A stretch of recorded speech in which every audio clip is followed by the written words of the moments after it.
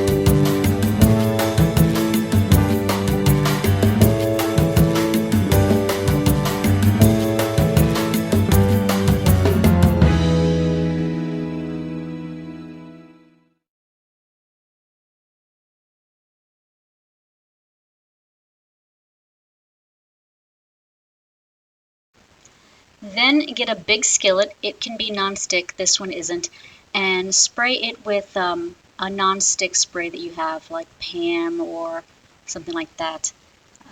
You're going to want to cook the garlic on a medium-low heat.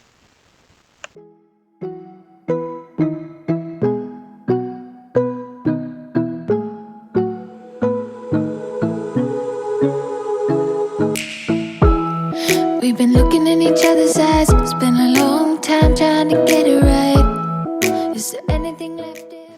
So for this recipe, I'm using frozen spinach because I decided to buy that in order to cook this whenever I had time.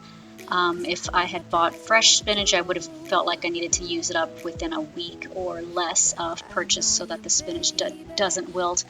If you do buy fresh spinach, get about 10 ounces or whatever a bunch is. I think it's typically that amount. It doesn't matter too much. And you're going to want to rinse it off, then boil it, and then drain it and rinse it off under cold water. And then you can chop your spinach and add that later on in this recipe.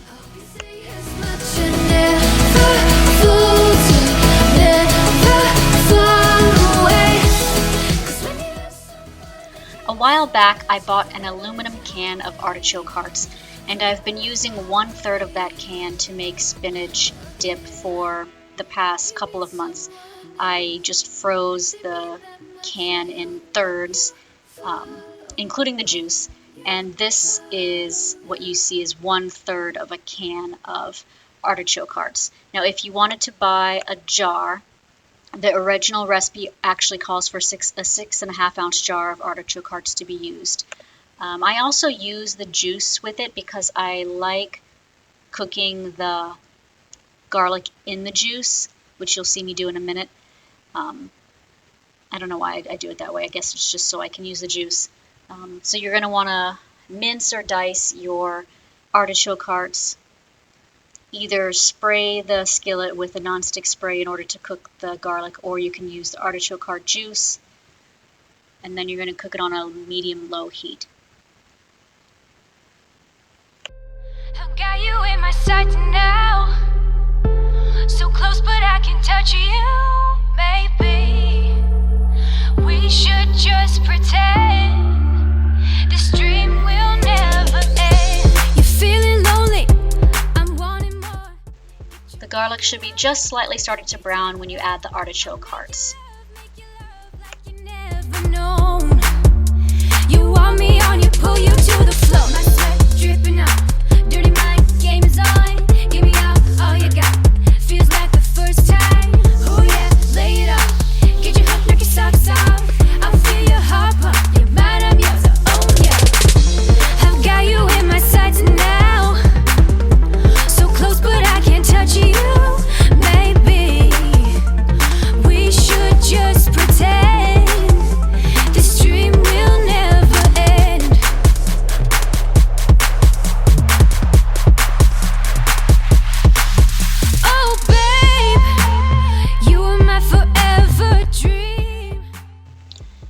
If you're using a bag of spinach, it will be 12 ounces for a whole bag. You may want to defrost it before you add it, unlike what I did. What I did for this bag was I actually took it and did the same thing with the artichoke hearts. I divided it in 3 and used a third of the spinach each time I made the dip so that it would last a little bit longer. I'm covering it here so that I can keep some of the heat in and the steam and try to defrost my spinach faster. This dream will never end. I've got you in my sights now. So close but I can't touch you. Maybe we should just pretend this dream will never end. You'll know it's done when the spinach slightly starts to dry out, and then you may have a little bit of browning of the artichoke hearts. And the other clue is that the house smells really, really good. So then you're going to want to turn it off the heat and cool it for a while before moving on to the step where you mix it in with the Greek yogurt.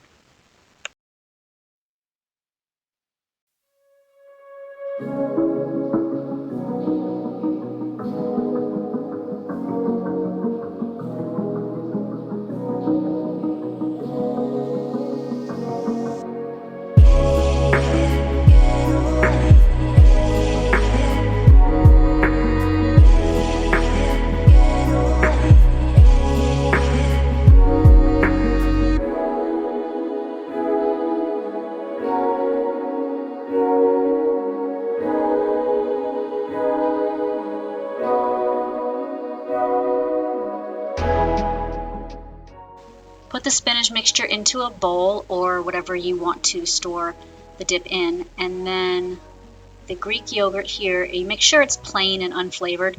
Get whatever kind you prefer or whatever kind is in stock. I tend to get the low fat unless it's not in stock, just because the cholesterol can be a little bit lower. I have this tool that very easily and accurately measures liquid type ingredients.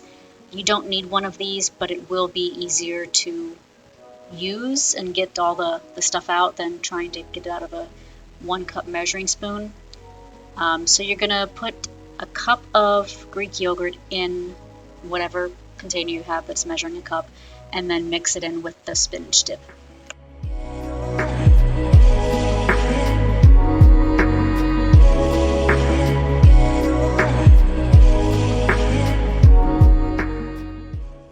Yeah, really glob it in there.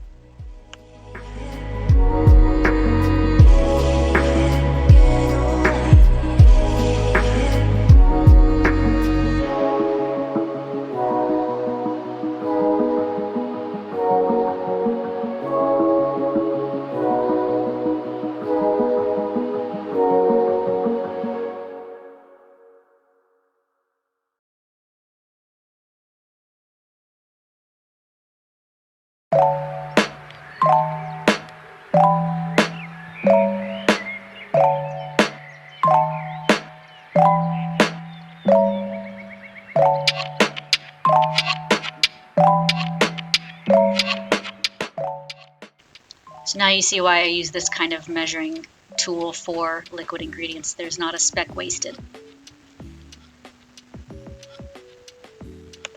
You are going to add salt to taste,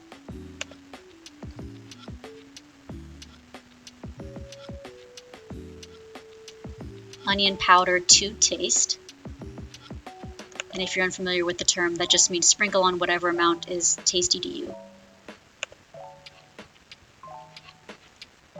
And cayenne or any kind of spicy spice, assuming you like spicy spices.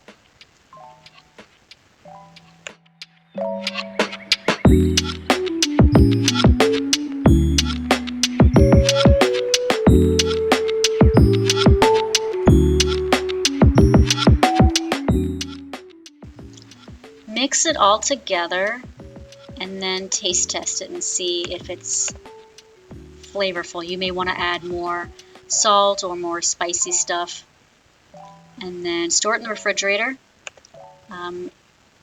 I don't know how long it will take before it goes bad, but mine doesn't because I finish it in a week. And yeah, it was great. I'm adding a little bit of Louisiana hot sauce, which is actually made in my hometown. And I'm adding it because it wasn't spicy enough, but I didn't want to add any cayenne. I kind of wanted something liquid that I could spread more easily.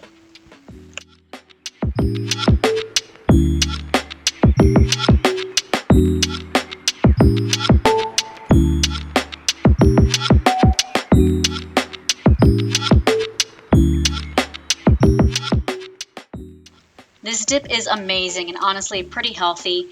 If it weren't for the chips, I could probably eat it every day of my life and not be upset about it.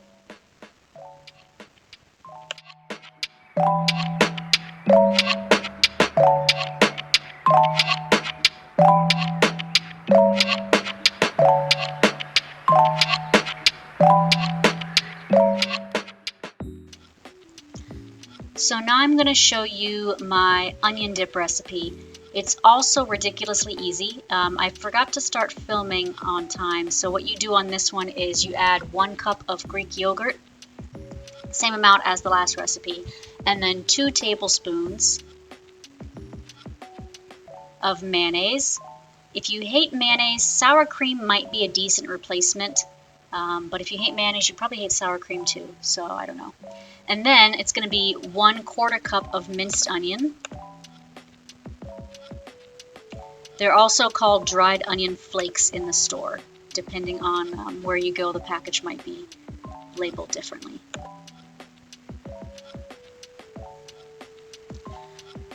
This recipe is really good the next day as well because the dried onions have had time to absorb all the flavors of the liquid dip mixture.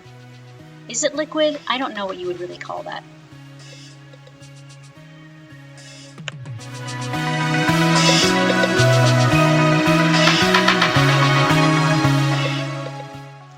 Stir very well and then add a 1/4 teaspoon of salt,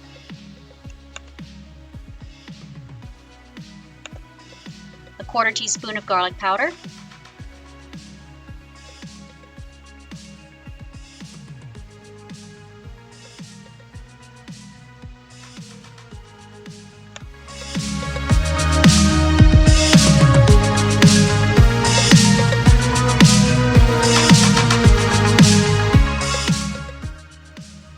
and a 1/4 teaspoon of soy sauce.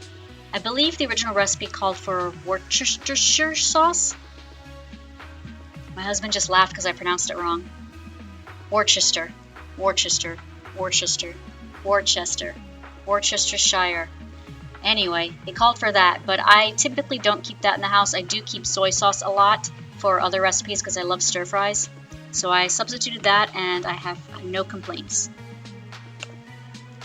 Mix everything very well and store in the fridge. Again, this does not last more than a week in my house because it's really delicious.